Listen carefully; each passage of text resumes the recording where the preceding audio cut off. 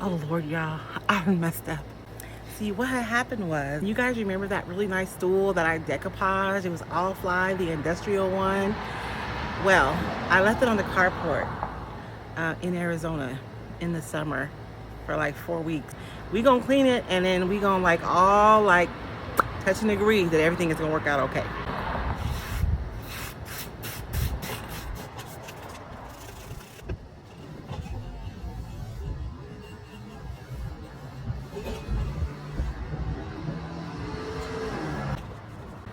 I get a lot of questions about like how sturdy or how well does the Roycycled decoupage paper hold up like on tabletops and things like that.